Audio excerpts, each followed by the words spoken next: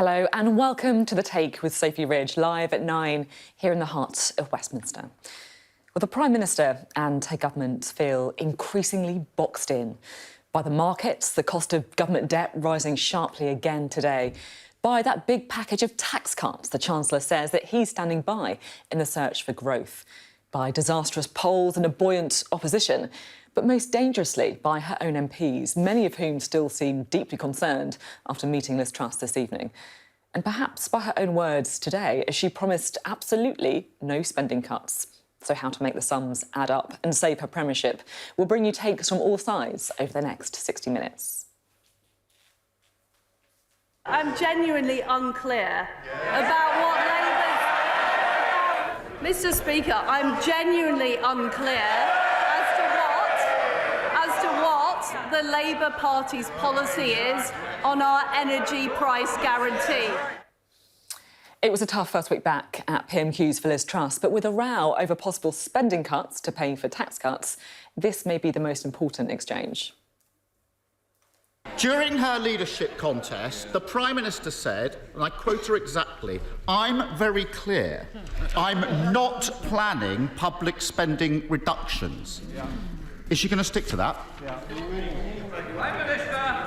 Absolutely. Absolutely. Well, the state of the economy and the PM's precarious position remain top of the agenda this evening. We'll be discussing all of that with our viewers panel, who will be joining us later on in the programme. There is an empty box here. We're hoping that Hannah is going to happily wrestle with her internet problems and join us. Good to see the rest of you. Looking forward to talking to you later on the programme. We'll also have some top guests for you, including the Conservative MP John Barron, the former Minister Guy Opperman, Labour's Shadow Business Secretary Jonathan Reynolds, plus we'll also be talking to a leading economist and much more besides, coming up on The Take.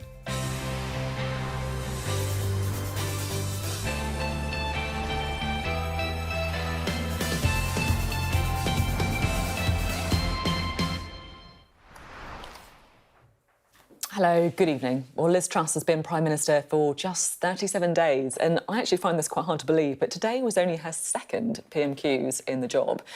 And yet the pressure continues to build with another rocky day for the markets, with the cost of government borrowing going up again.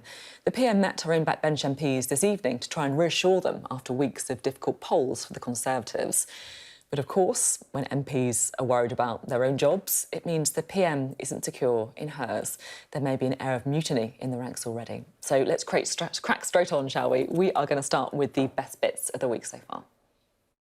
Now, the Chancellor is bringing forward publication of his medium-term fiscal plan by 3 weeks. The Bank of England has announced a second intervention in the government debt markets in 24 hours. Will it be austerity by the back door, Simon Clarke? How can you help the most vulnerable, Chloe Smith? No other government is sabotaging their own country's economic credibility as this government is. We've got pro-growth, pro-enterprise, pro-business Conservatives on one side and the anti-growth coalition on the other side. My message to the funds involved and all the firms involved in managing those funds: you've got 3 days left now. You've got to get this done. Hello, good evening. The pound has fallen sharply this evening amid growing concern about the UK economy. You shouldn't be surprised by some of the moves.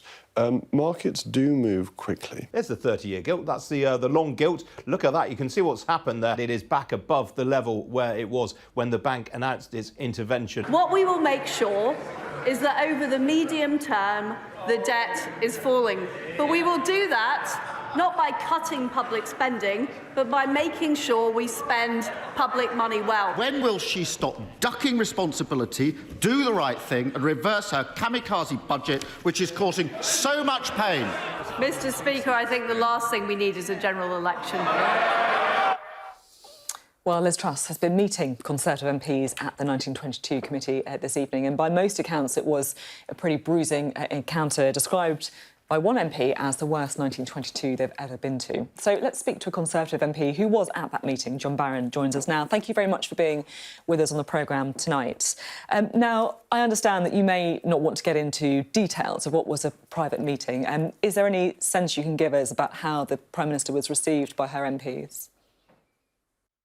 Well, it was a private meeting, and I've never commented on publicly on 22 meetings. I'm not going to start now. But all I will share with you, Sophie, is that before this meeting, I've made my views known, as have many colleagues, that we disagreed with the cut in the 45 rate P of tax. We believe that benefits should stay linked to inflation, and that the messaging around the mini budget could have been improved, if only to reassure the markets. So this is a new government. We must focus on what is good. The energy cap has been welcomed, helped during the pandemic with regards to businesses and individuals was very welcomed. Lots of good things happening. We all agree in low tax and growth in order to share that bigger economic pie, particularly with the less fortunate. But we got to have compassionate conservatism at the heart of what we do. Apparently, you made an intervention at the 1922 committee meeting. I understand if it's something you're not happy to share as part of a private meeting. If you are happy, then obviously please do. Otherwise, what is more generally your opinion of how the Prime Minister is performing? I think the Prime Minister, I'm not going to share what happened at the 22, Sophie. I hope you understand. But what I think a number of us are saying is that, look, I think very few people, certainly within the Conservative Party, can disagree with lower taxes and higher growth. But the mini budget could have been communicated better. There was hardly any reassurance to the markets with regards borrowing or spending. And usually there's guidance given in such a major budget as it turned out to be. That's got to be improved. But also, I would share with you this talk, and the Prime Minister has said, I want to hear your views. But this talk about breaking the link between benefits and inflation is, a number of us have said, look, the link must stay, particularly during a cost of living crisis. But that plus the fact the optics of the 45p rate of tax, the original intention of scrapping it, was just very, very poor optics. So we've got to rediscover what we're about, and that's compassionate conservatism. There's a lot going right at the moment, Sophie. We've got one of the lowest unemployment rates across Europe, certainly far lower than the EU average. We're doing okay in many areas. The government just needs to get its act together a little bit with regards to the way it presents its policies and communicates them. You're talking there about the link between benefits and rising in line with inflation. Obviously, so many people on the lowest incomes very hard hit by inflation, rising cost of fuel, of food, and so on. You are the chair of a member of the all-party group for compassionate politics. How do you think compassionate conservatism is going at the minute? Well, I think, the government said it's listening. We've made these interventions in the past. A number of us made our views known with regards the scrapping of the 45 rate of tax at this point in time. And the government listens. So I hope that the government will listen on this occasion as well. There's every indication that it will. And if it needs to make savings in order to pay for these initiatives, then a number of us have suggested that, whether it's scrapping or mothballing HS2, which would save tens of billions, or streamlining the myriad of quangos that exist, which some estimates suggest cost billions, if not tens of billions. Then we've got fraud in the system, which we need to eke out. That would be another few billions at least. I mean, you start adding these figures up and you can more than pay for the tax cuts that have been announced. So we're trying to be positive as well as suggest the right course of action in making sure that this proposal to scrap the linkage between benefits and inflation is nothing more than a discussion, and that the government will listen and retain that link. You're talking about the need to show fiscal responsibility and acknowledging the sense of that. We've, of course, seen what's happened to the markets again today, very, very jittery. Do you think the government should consider reversing some of the tax cuts that it made in the budget to things such as corporation tax, for example? I think that if the government was to reassure markets on both regards to spending and borrowing, and anybody who's worked in the financial markets as I have and many other colleagues have, then it's about reassurance. It's about saying, look, we know this is going to cost X, but we have proposals in place and plans to make sure we raise Y, and therefore give the markets a sense of the extent of the increase in debt. Don't forget, markets are jittery worldwide. Interest rates are going up across the world.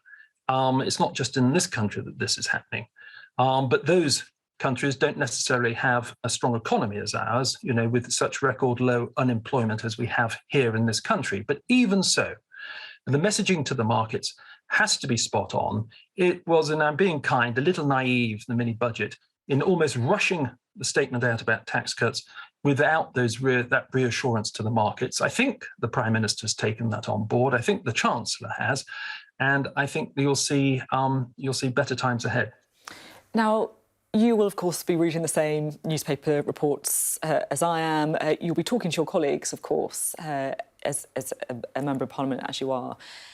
I'm interested to get your honest opinion on the mood among Conservative backbenchers. Are there serious conversations going on about potentially changing the rules of the 1922 committee so that she can be challenged again, about unity candidates coming forward to replace her as Prime Minister? Is that seriously happening? Well, if they are, I'm not party to them. So perhaps, Sophie, you're nicely so, you're speaking to the wrong person. If I've got something to say, I'll say it to them personally. I won't, plot or anything like that. So you'll have to ask other politicians. What I would say, though, Sophie, is this: there is time.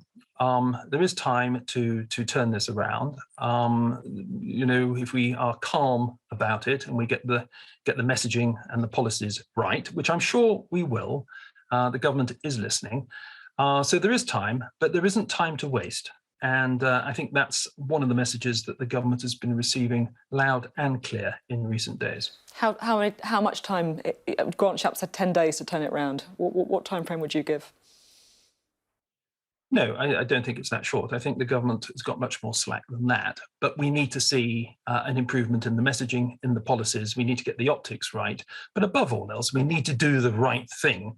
And when it comes to the One Nation agenda of, yes, lower taxes to create a bigger economic pie, but that is not an end in itself. It's a means to an end to better help the less fortunate. That is the One Nation agenda. That is compassionate politics, compassionate conservatism. And we must not lose sight of that, because we are nothing if we're not the party of One Nation. OK, thank you very much. Great to talk to you this evening. Much appreciated. John Barron there. Thank you. Well, we can get a bit more on some of the fallout from what does sound like an extraordinary meeting of Conservative MPs. Sam Coates, our Deputy Political Editor, is here.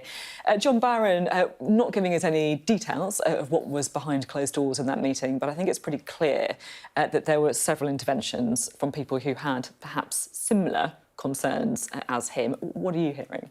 So I thought John Barron sounded quite sanguine, really. Thought there was a bit of time. I can tell you the mood in the Conservative Party, a lot of the conversations I've been having today, is actually moving quite fast. I asked one Tory MP where people's heads were. He just replied, in their hands. Look, I think the 1922 committee with Liz Truss and Tory MPs was quite a significant moment tonight.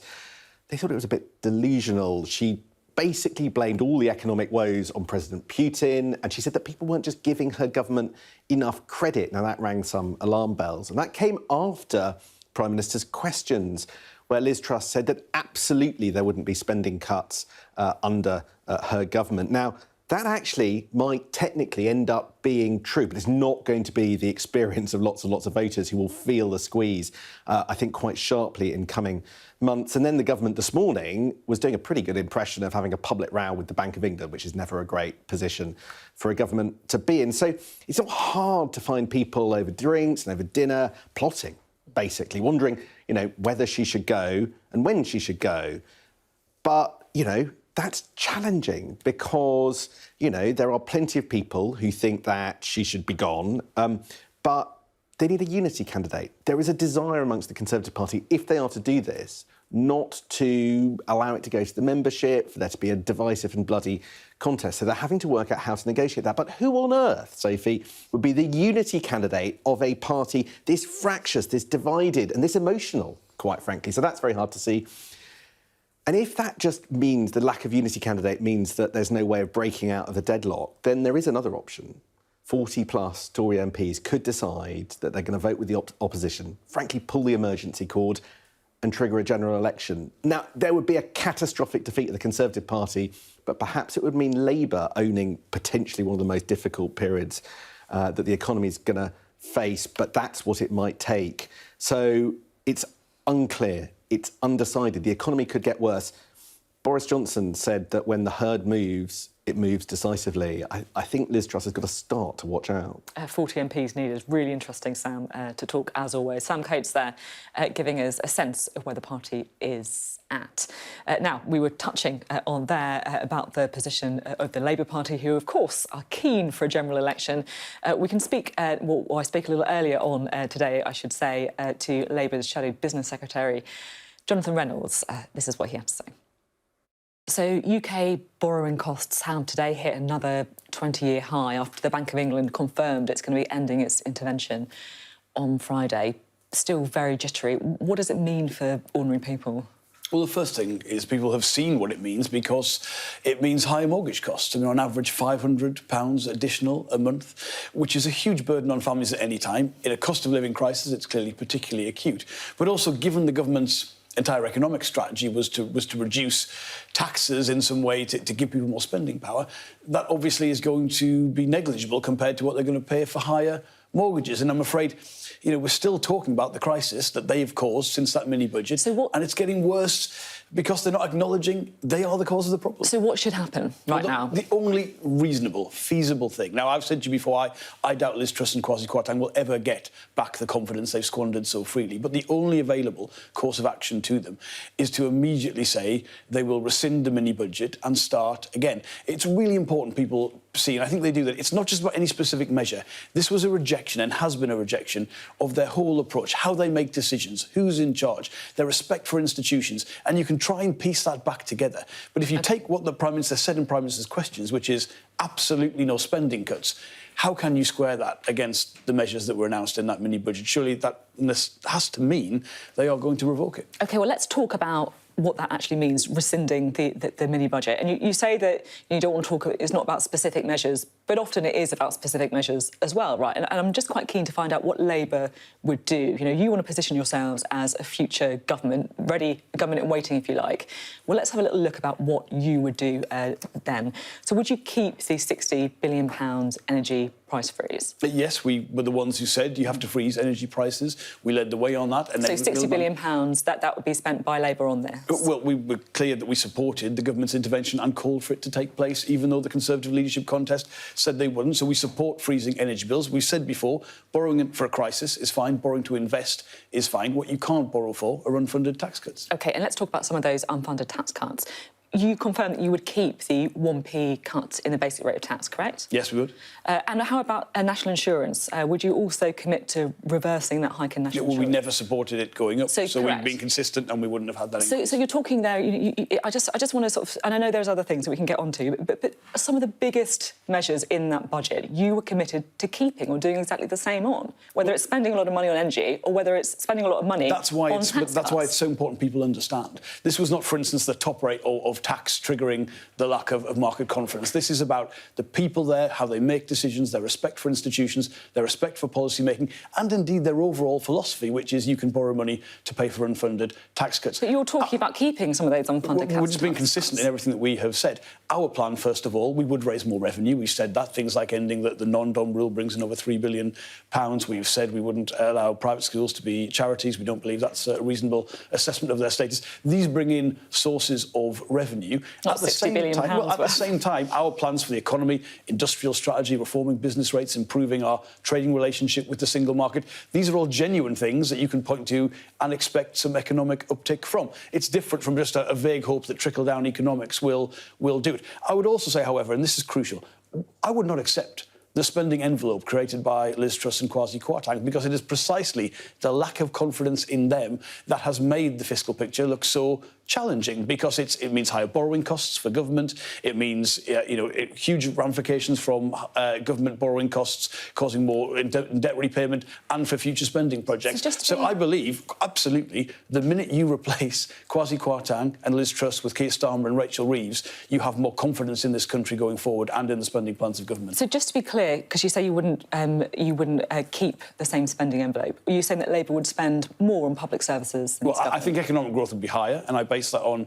our plans and on the fact that economic growth was higher under the last Labour government. And I think that is an absolutely fair and consistent picture. We've got plans on it on investing. The question is, would you spend more on public services than this government? Well, we would only spend on public services, on revenue spending, what comes in taxation. We have plans for additional investment around things like tackling climate change and good jobs and net zero, but we've been very clear. But having those fiscal rules, having a commitment to responsibility, I would say makes the overall envelope better, because you don't produce the kind of spook markets which the mini-budget did. So our plans, our fiscal rules are absolutely sacrosanct.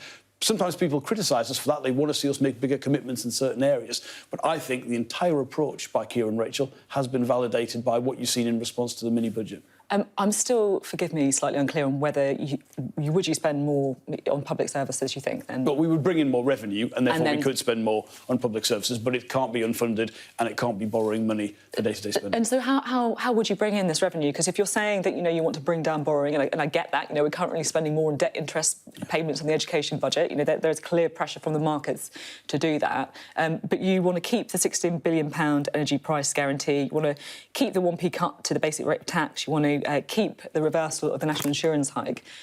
The things that you've talked about, ending the private school charitable status, it's not going to touch the sides, is it? Well, bringing in more revenue is crucial if you want to spend more money, and that's why we hypothecate everything that we want to do to a source of revenue. I mean, I would say I understand people going down, the government's proposal in the mini-budget.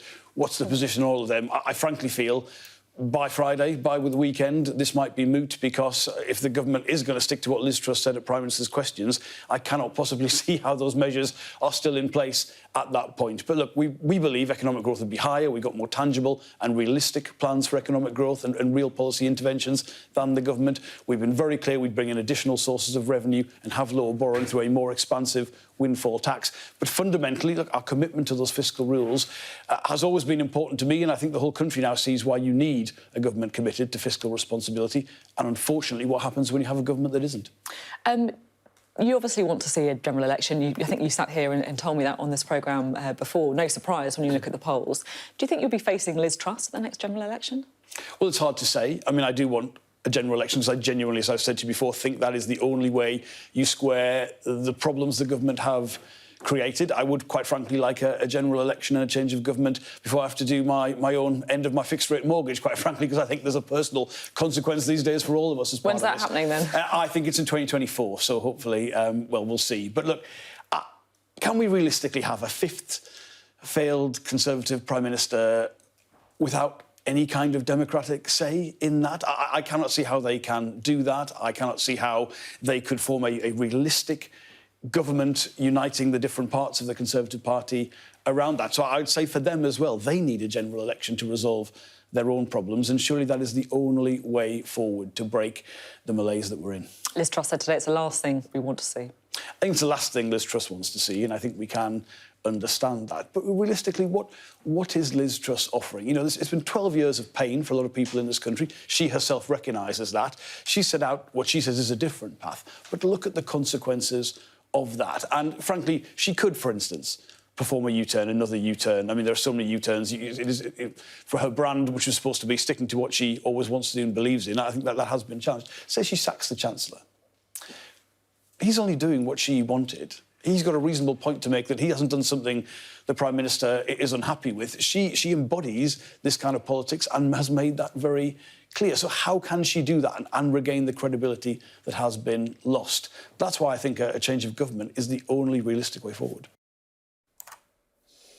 Jonathan Reynolds there, giving Labour's take. Well, we are live in Westminster View for you this evening. Up next, we're going to be hearing our PMQ of the week, where we give a backbencher a chance to respond to the Prime Minister.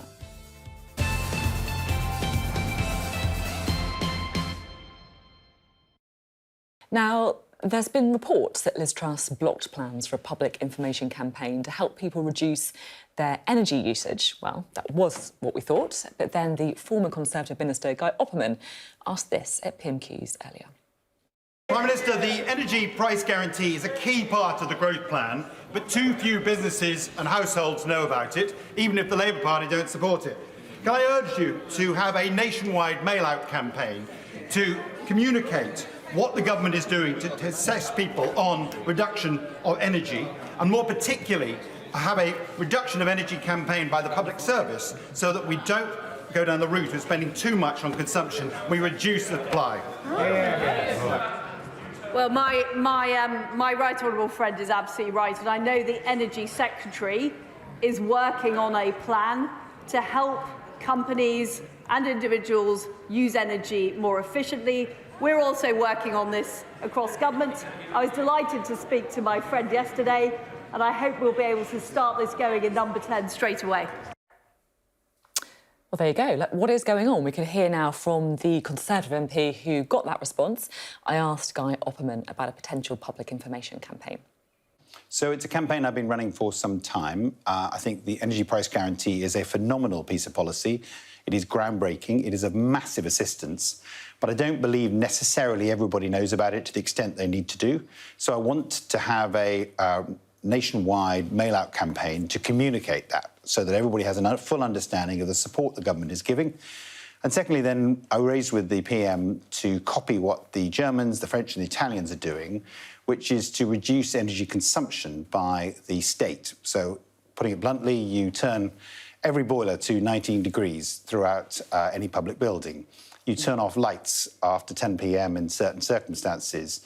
You do stuff safely, obviously, but at the same stage, the Germans reckon they can cut their energy consumption by about 2% by doing that. Now, that produces huge savings. It is also something that will produce savings in terms of the taxpayer subsidy, because, of course, the energy price guarantee is effectively an underwriting of all our household bills, all the business bills, for a long period of time.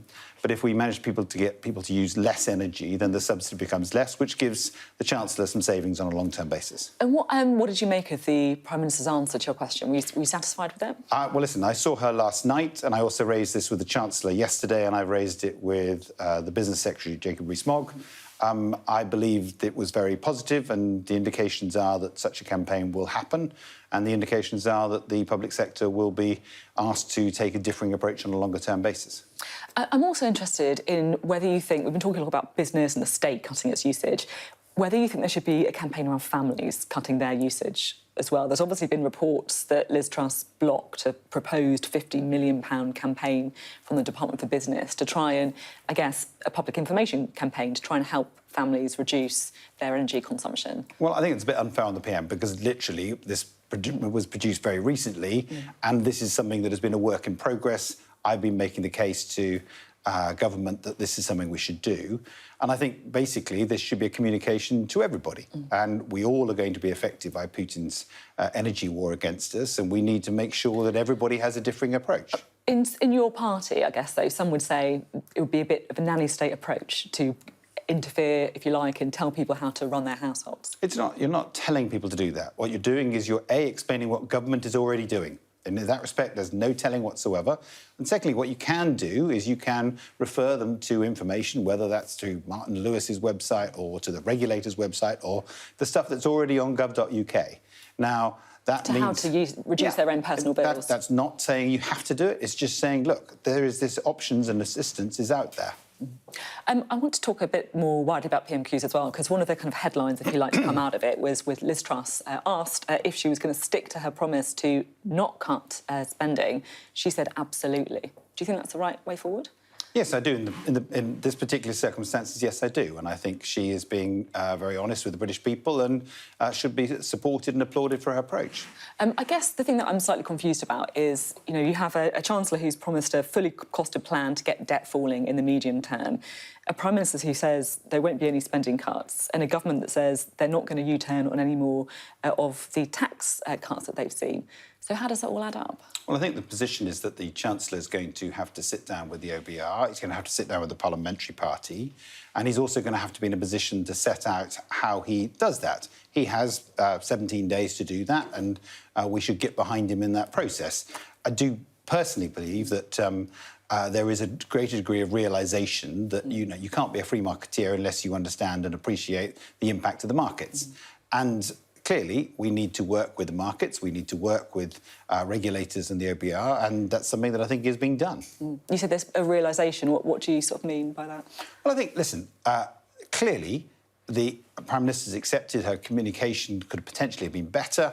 That is something that we're working on. There has been very good progress made over the last week or two to spell out exactly what this is all about. I think our discussion today about the energy price guarantee, which is the key part of the growth plan, as announced in the mini-budget, that is something that is utterly vital, because without this government intervention, thousands and thousands of businesses and households would have gone bankrupt this winter. Now, that is the sort of stuff that we need to communicate better. Do you think that any of the tax cuts should be rolled back? Well, I think, listen, it's got to be... Once he's been in a position that he sat down with the OBR, once he's looked at the growth plan, and clearly we're going to have to do a balancing exercise on an ongoing basis. But one of the reasons why I'm in favour of an energy price guarantee communications package and a reduction of consumption is it gives him savings.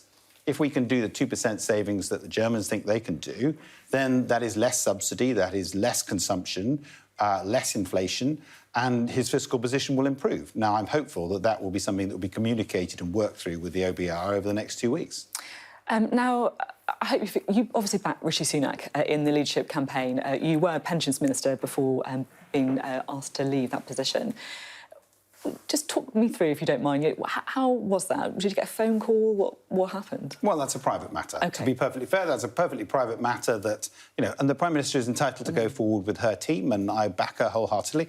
I really want the Prime Minister to succeed. I think the entire Conservative Party wants the Prime Minister to succeed, and as does, in my view, the nation, because it doesn't really matter which country you are presently sitting in. You can be in France or Germany or Italy or even America. They are all going through the similar problems. Now, you can say, oh, well, this policy wasn't quite as tweaked as well as it should have done, or this policy wasn't done as well as it should have been done. That's irrelevant in factual reality. Every leader has got the same issues across the world at the present stage, and I sincerely hope the Prime Minister is successful in guiding this country forward. Do you think that their talk about rebellions, if you like, among your peers are a bit over-egged then? Yes. Guy Opperman there talking about PMQs, and it was the first Prime Minister's questions in over a month for Liz Truss. So let's get the take now of our political correspondent Jo Pike. This is always one of my favourite parts of the show. This is PMQs Unwrapped. Today was only Liz Truss's second PMQs, and a lot has happened since her first. We've had the energy bills package, the death of the Queen, a mini-budget, chaos in the financial markets, a U-turn on the top rate of tax, and today, an unexpected shrinkage of the UK economy. So no surprise that even before today's session started, Conservative whips were working hard to avoid any empty seats and asking their colleagues to fill gaps on the green benches.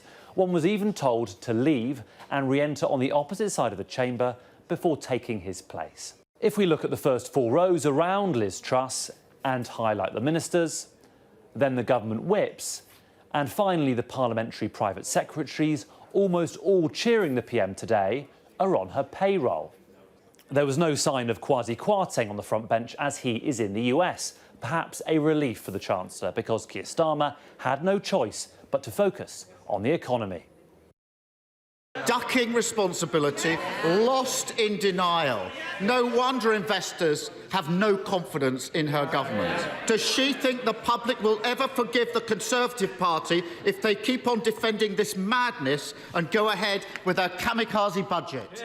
Liz Truss's tactic was to sidestep most of those questions and retaliate by highlighting her package of support on energy bills. We have taken decisive action to make sure that people are not facing energy bills of £6,000. Talks about our spending, which he doesn't seem to support, on the energy price guarantee. But unlike her predecessor, Liz Truss did, on the whole, provide answers, confirming she would go ahead with banning no-fault evictions and providing an unexpected answer on public spending. During her leadership contest, the Prime Minister said, and I quote her exactly, "I'm very clear. I'm not planning public spending reductions." Is she going to stick to that? Absolutely. Absolutely. What we are... Look, Mr. Speaker, There were murmurs, laughs, even a few gasps in the chamber at that moment, confusion as to how that would all add up. Perhaps not a market-calming moment. And one phrase from the Prime Minister went down so well with Labour, she delivered it twice. I'm genuinely unclear about what Labour's... Mr. Speaker, I'm genuinely unclear as to what the Labour Party's policy is on our energy price guarantee. The final PMQ from a Labour MP was a reminder of the inevitable, a general election. In 2 recent polls, 60% of this country want an immediate general election. The Prime Minister claims she's in listening mode. Will she give way to the public? Mr. Speaker, I think the last thing we need is a general election. Today was a bruising encounter for a Prime Minister already in political pain. Some of her MPs are now suggesting further U-turns on tax. And in response, Number 10 has told us difficult decisions will be needed, but Liz Truss is not reconsidering measures from her mini-budget. Well, that was Joe's take on the Commons this afternoon. So what do people watching on Sky News make of it all? We can now go to our viewers panel to try and find out. Hello, everyone. Hopefully you're going to be appearing right now, as if by magic. There you are. Lovely to see you all. Thanks very much for being on the show tonight. Well, just to start off, we just heard Liz Truss say there at PMQs that the last thing anyone wants is a general election. Should we put it to the test? What about you guys? Would you like to see a general election? If you'd like to see a general election now or shortly, put your hand up. If you would like to see a general election. 3 of you. And OK, and if you wouldn't, if you don't think now is the right time or you're sick of elections, put your hands up now. So that's 3. So perfectly split. There we go. Completely divided on whether or not there should be an election. Right, let's dig a bit deeper into some of the issues, shall we? Where are we going first? Where are we going? Ros first. Excellent. Box 1. Here we go. Let's talk to Ros. Just always waiting for direction from my producer, Scott. Like, he's the boss here. So, right, here we go. Ros, you say that you would like to see a general election. Why is that? Well, this government's a disaster. It hasn't got a mandate. Nobody has voted for this, except I think a few 100,000 Tory party members. Liz Truss has managed to completely sink the economy. And that's after 12 years of Tory government that have destroyed public services, destroyed communities, mishandled just about everything. And it really is time now for a general election. It's very, very clear from opinion polls that there is a massive anti-Tory majority. And that is not surprising, given the chaos and disaster that we've had over the last 12 years, culminating in the 2 worst prime ministers that I can remember in my lifetime. I mean, nobody, I think, believed it was possible to be worse than Boris Johnson. But Liz is managing it. I think it was the Economist that said she's got the shelf life of a lettuce. It's bad. And for the sake of the markets, for the sake of our economy, for the sake of our country, and actually, for the sake of the Tory party themselves, we need a general election. OK, Ros, very clear there, would like to see a general election. Let's talk to Chloe, shall we? I'm always interested to hear what Chloe has to say. From Cumbria, talking to us, Chloe. Now, you voted Conservative under Boris Johnson. Would you vote for the Conservatives if there was an election tomorrow? No, absolutely not. And why is that? It's just chaos, isn't it? It's cringy almost to watch, like the PMQs now, and it's like they've lost control completely of what's going on around them. Well, again, it's interesting to hear, Chloe again saying that she can't support the Conservatives at the minute, like Ros. Let's go bring in Tim, shall we? Now, it's the first time we've spoken to you on the programme, Tim, so thanks very much for joining us. You're talking to us from Perth. You are a Conservative voter. What's your view on Liz Truss? Do you think that her time is up, or do you think that actually people aren't giving her a chance to show what she's all about? I don't think anyone's given her enough time for anything to bed in yet, and I think she should just be given the amount of time. The energy cap for me and my family is going to save us a lot of money over the Christmas period. And what would your message be for MPs then? Because some of her own MPs aren't happy with the job she's doing. Well, they just need to get behind her and show her support. That's the problem with what happened with Boris Johnson. Everyone turned on him. I think that we just need to give Liz Truss the support and the time, and let's see how it goes. Really interested to talk, and the point that you're making about the saving on energy bills, I think that's something that people will be able to understand as well. I want to bring in Hannah now. Hannah, who's talking to us from Hertford today. Now, you were talking to my producer Jared about mortgages, and it's something that's been affecting you personally. And I think it's always good to talk about this because, we speak about what's happening in the markets as if it's something that just happens and doesn't affect people. But obviously, there is a real impact on people. Just tell us what's happening with you.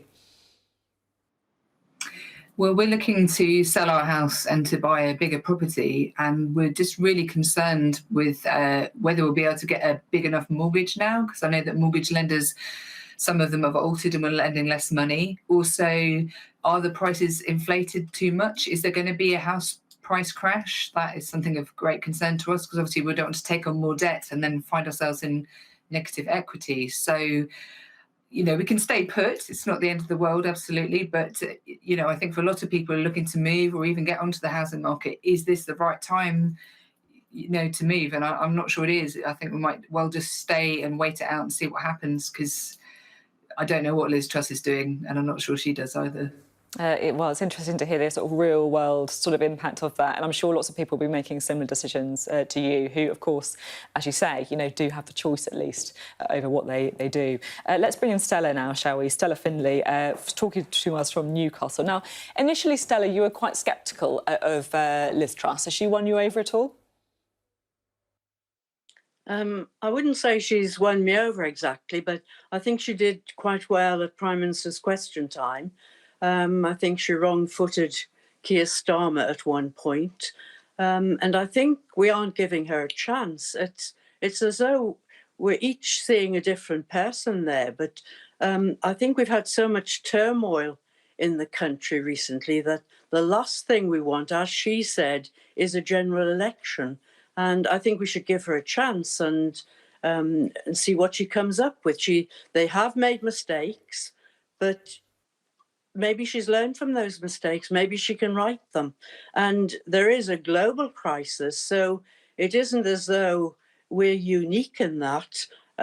Even the IMF have said that we might be heading for a global recession, so we aren't alone in suffering in this way. Right, let's bring in Rob for a final word, shall we? Rob, a brief word from you. You're a Conservative voter from Bolton. Do you agree that Liz Truss should be given a bit more time? A little bit more time, yes. I wouldn't mind seeing, though, some kind of coalition on the energy crisis now.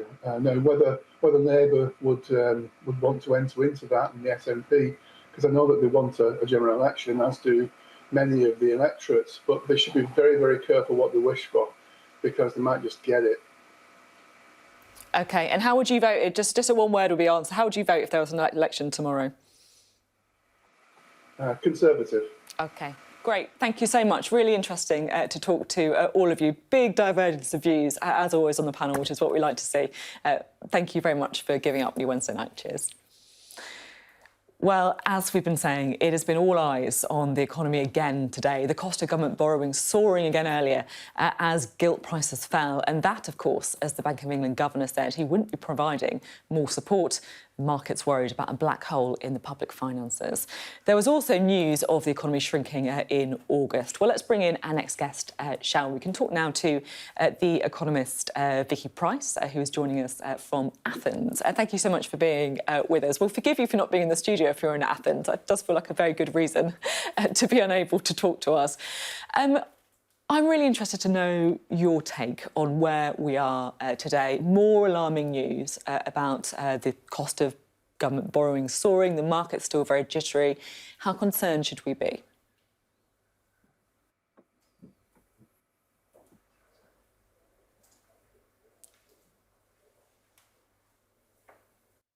This coming Friday. What the bond market will do after that, who knows? I think much will depend on whether the issues with pension funds have been sorted out in between. There may not have been, but even if they have, the market will test, I think the government will test the Bank of England's resolve not to intervene again. So the expectation is that the Bank of England probably will have to intervene at some point again. And the big issue in the market is going to be what comes up on October the 31st, when we get the final workings of the Office of Budget Responsibility, looking at what the spending plans and tax plans are likely to be of the government, and then pronouncing whether they're sustainable and whatever other measures perhaps the Chancellor comes up with. There is speculation that maybe there will be more U-turns to come, or perhaps some postponement of some of the tax cuts that were planned to happen next year. A lot is up in the air, and I think the markets will be testing particularly the bond market resolve of the Bank of England. It was interesting to hear Liz Truss at Prime Minister's Questions today saying that she would absolutely stick to her pledge for no spending cuts. Obviously, of course, we know that with inflation, real terms cuts could be coming anyway. But that said, if she is willing to, overall protect the spending envelope, does that mean that what we're actually looking at, as you say, is perhaps a deferral of some of the tax cuts that were announced? And would that be enough to calm the markets? There may be. Depends, of course, how long you defer them for. But also, there are some underlying positive things that could perhaps be on the side of the government, which are, in particular, the price that we're paying right now for energy is not just gas, but it's also more generally. So there is this pledge, of course, to keep the electricity price cap for households and also for businesses up to a point for the next few months for businesses, 2 years for households. That, of course, has been costed as really quite expensive foray into extra borrowing that will need to be done in order to be able to fund this. Now, the question is how much borrowing there might need to be. The expectation has been that certainly for this year, maybe an extra 60 billion, which will bring the financial year's borrowing to considerably greater, double what had been anticipated originally. But we may see that gas prices, which have fallen quite significantly recently, may stay low. And if that is the case, then what we might find is that the cost of that electricity price freeze is considerably lower than had been anticipated in terms of what the government may need to put in terms of support of that price. So if that were to happen, then we might find that maybe what the government needs to do in terms of how many bonds it may need to issue in the markets might be less than had been anticipated, and maybe that will satisfy the markets. But there's so many maybes in that sentence that I've just given that the markets are not going to be satisfied with just that possibility. Now, I wonder if you could help me out with something, because when I have my interviews with the government, what they always say to me is that, look, these are global forces. They're looking at global inflation, they're looking at the war with Putin. They say, look, all currencies are weak against the dollar, so it's not fair to look at that. Is there truth in that, or are they trying to spin it? There is some truth in that. There is no doubt that the dollar has been rather strong recently. The main reason for that is that they had started upping their own interest rates a lot earlier than others, and they've been raising them quite aggressively recently, and the expectation is that they will continue to do so. So yes, I think there is a general dollar strength. But what we've seen in particular with sterling is that sterling has suffered from what's been happening recently very significantly. We would not have seen that type of decline that we saw after the mini budget was announced just on interest rate differentials. Because in fact, if anything, what the mini budget did or will do if it gets implemented is add extra money into the economy, extra liquidity, which would, if anything, be pushing up inflation, which anyone would have assumed would suggest that the Bank of England would raise interest rates even more aggressively. Well, if you look, though, at what sterling did, it's done the opposite, if you like. It has assumed that there's going to be, a lot of uncertainty in the markets. And I think the Bank of England was tested at that time, and they did the right thing. Their intervention, of course, in the markets, which completely reversed what they said they were going to do when they raised interest rates by 50 basis points just before the budget itself, a day earlier, they were going to start selling their own bonds in the market that they have on their balance sheets, because they've been accumulating loads when they were supporting the government through the COVID period, because that was really how they managed to keep yields low and therefore the borrowing costs quite low. They did the opposite of what they said they were going to do just a day earlier. They went out in the market instead and started buying yields. But that is a thumbs down, really, on the mini budget. You know, there's no other way in which you can describe it. So I think the mini budget most definitely has been the cause of what we've seen recently. OK, thank you. Always interesting to talk to people like you, so thank you for sharing some of your knowledge with us. Thank you. Vicky Pryce there. Well, we've had plenty of takes this evening. We're going to have a bit of post-match roundup with our Deputy Political Editor, Sam Coates. He's here again. Good to see you again, Sam. I mean, it feels, doesn't it, that it's right to end the programme looking at the state of the economy and just talking there to Vicky Pryce about it. And really, that is the big story today. You know, talking to our panellists who said, look, I can't get a mortgage now. I'm just going to stay put because the rates are just going crazy. And that's a real world, I guess, what's happening, isn't it? That's right. I mean, it's really hard to overstate how serious the situation is with the global economy, with the domestic economy, and with the financial system, which is obviously part of the economy, but is currently wobbling a bit. And if you look at the hurdles just in the next 48 hours, they're massive. 2 weeks ago, the Bank of England had to step in and provide emergency support for pension funds because there was a chance that within hours they'd go bust. That emergency support ends, the Governor of the Bank of England told us last night, on Friday. Nobody knows what's going to happen on Friday, whether or not the problem that they're trying to fix is fixed, or whether something altogether worse might happen, or whether the Bank of England just keeps on with its emergency help. Absolutely no sign of clarity on that. And if there is some kind of big problem at that moment, nobody's quite sure whether it's just related to pension funds or whether it might affect banks or insurance firms. So all of a sudden, we could be facing in quite short order some very, very serious problems, quite apart from all the politics that we've been talking about. But then there are other economic problems that I think people are struggling with, and that is how Liz Truss makes all her sums add up, particularly in relation to that mini-budget. Now, a little detail from tonight at the 1922, Liz Truss promised to bring her MPs on board with regional roundtables to determine what should and shouldn't go in the spending cuts to be announced on October the 31st. She's handing over control for her MPs, but her MPs all disagree. So how's she going to make the figure that she needs to reassure the markets at the end of the month? Just the urgent economic questions in relation to this month alone feel very difficult indeed. Yeah, it certainly is. A very quick thought from you, Sam. How safe do you think the Chancellor is? At the moment, the Chancellor is a human shield for Liz Truss. OK. The tax cuts were her decision as well as his. Interesting. Thank you so much, Sam. Always good to get your analysis there. Well, that is it for The Take. Another really big week. That important 22 committee meeting will be back next week when, of course, we'll find out the results of what did happen on Friday, as Sam is saying. Every week, obviously, Wednesday at 9 p.m. Next up, it is Sky News at 10. Thanks for watching. Hopefully see you on Sunday morning as well.